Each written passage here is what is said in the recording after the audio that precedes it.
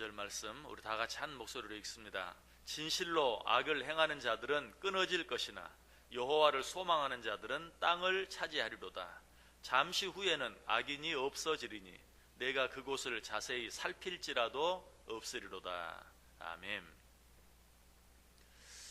시편 37편 시작하면서 악인들이 득세하고 형통하는 것처럼 보이는 일들 앞에서 너희는 불평하지 말라라고 말하고 있죠.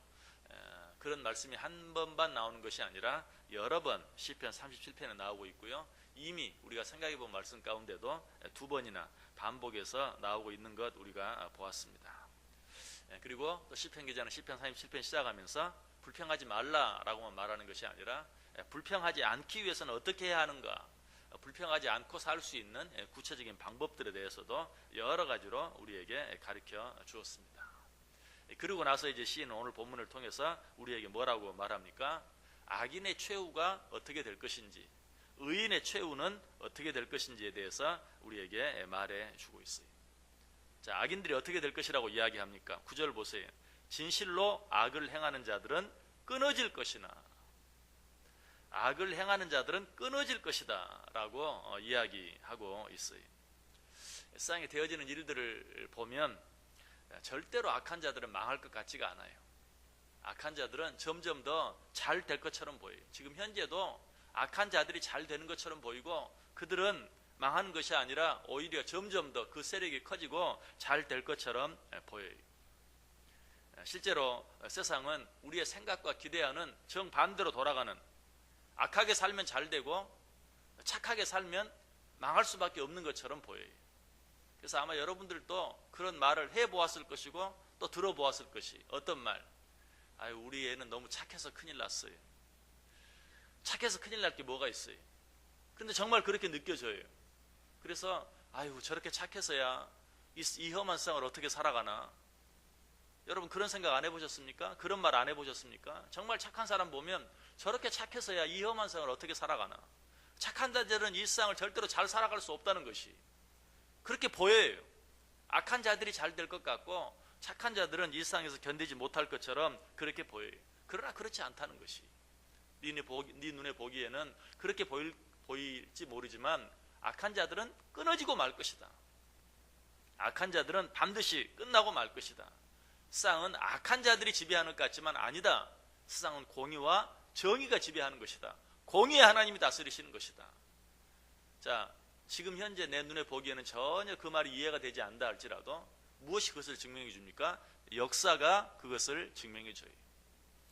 그저 100세 세상이라고 말하지만 제 아무리 100년을 살고 이 세상을 떠난다 할지라도 100년 동안은 이 세상이 어떻게 돌아가는지 우리는 잘 알 수 없어요. 그러나 수천 년의 역사를 보면 악한 자들은 반드시 망한다는 것, 성경을 빌리지 않고도 분명히 보게 되고 알게 돼요. 악한 세상은 망했어요.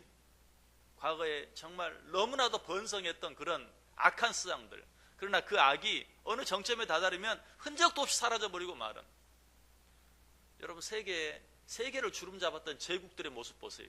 지금까지 남아있는 제국이 있나요? 없어요. 그 제국들이 정말 무섭게 번성했어요. 그리고 그 세력을 꺾을 수 있는 자는 이 세상에 아무도 없는 것 같았어요. 그러나 지금은 그 제국 가운데 남아있는 제국이 하나도 없어요. 잘 되는 만큼 악하면 점점 잘 되는 줄 알고, 악한 자들이 끝까지 잘 되는 줄 알고 점점 더 악이 번성하다가 결국은 어느 순간에 갑자기 사라지고 마는 그런 것을 우리는 이 세상 역사를 통해서도 분명하게 보게 되는 것이, 하나님 안에서 보면, 말씀 안에서 보면 더더욱 말할 필요가 없어요. 악한 세력은 반드시 끝이 나게 되어 있어요. 어두움이 점점 더 어두워지는 건 뭘 말합니까? 그 어두움이 계속될 걸 말합니까? 아니, 어둠이 점점 더 짙어지면 짙어질수록 그것은 새벽이 가까웠다는 것 외에 아무것도 아니. 어둠이 정말 극에 달하면 우리는 뭘 기대합니까? 아, 아침이 가까웠구나, 새벽이 가까웠구나. 그것은 자연의 진리이고 역사의 진리라는 사실이. 불이 타오릅니다. 불이 급격하게 타올라요. 얼마나 크게 무섭게 타는지 몰라요. 그러나 그것도 어때요? 그 불꽃이 가장 커졌다는 것은 이제 꺼질 시간이 가까워졌다는 것이, 실제로 그렇죠. 불길이 꺼지기 전에는 확 커졌다가 갑자기 소멸되고 말아요. 악한 자들의 종말, 악한 자들의 끝이 그러할 것이다. 그래서 오늘 본문은 말합니다. 진실로 악을 행하는 자들은 끊어질 것이나. 그래서 시편 129편에서는 이 사실 악인이 끊어질 것이라는 이것을 오늘 본문은 미래적인 일로 앞으로 그렇게 될 것이다 라고 표현하고 있지만 시편 129편에서는 아예 이미 일어난 과거의 일로 표현하고 있는 것을 보게 돼요. 시편 129편 4절 보시면 여호와께서는 의로우사 악인들의 줄을 끊으셨도다.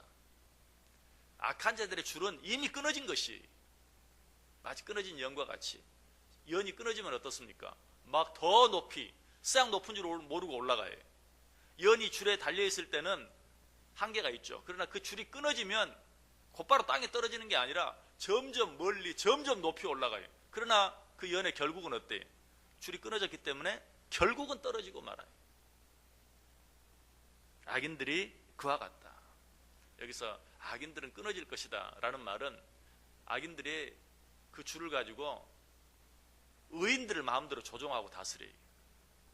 많이 그 인형극을 하는 것처럼 줄에 매달린 인형들을 가지고 마음대로 조종하는 것처럼 악한 자들이 그들이 득세할 때는 그들이 줄로 의인들을 자기 마음대로 다스립니다. 그러나 그 의인들의 줄이 끊어졌다라는 것은 그 악인들이 더 이상 의인들을 어떻게 하거나 함부로 하거나 의인들을 가지고 놀지 못하게 하신다. 반드시 그러한 때가 올 것이다.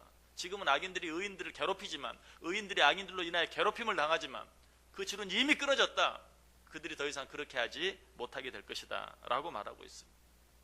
시편 129편 기자는 계속해서 말합니다. 129편 5절에 보면 무릇 시온을 미워하는 자들은 수치를 당하여 물러갈지어다.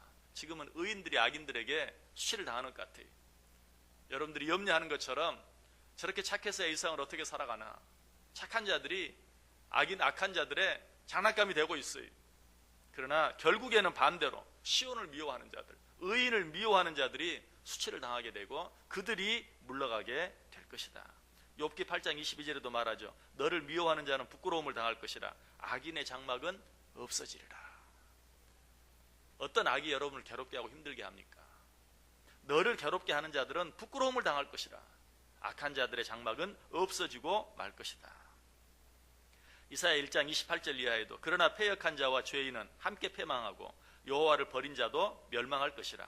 너희가 기뻐하던 상수리 나무로 말미암아 너희가 부끄러움을 당할 것이요 너희가 택한 동산으로 말미암아 수치를 당할 것이며 너희는 잎사귀 마른 상수리 나무 같을 것이요 물 없는 동산 같으리니 강한 자는 사모라기 같고 그의 행위는 불티 같아서 함께 탈 것이나 끌 사람이 없으리로다. 악한 자들의 종말에 대해서 너무너무 구체적으로 설명하고 있어요. 그들이 망하는 것을 그 누구도 막을 수 없을 것이다.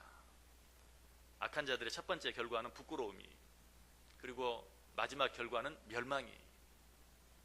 악한 자들은 부끄러움을 부끄러워하지 않아요. 부끄러움을 부끄러워하지 않는 것처럼 위험한 일이 없어요. 왜?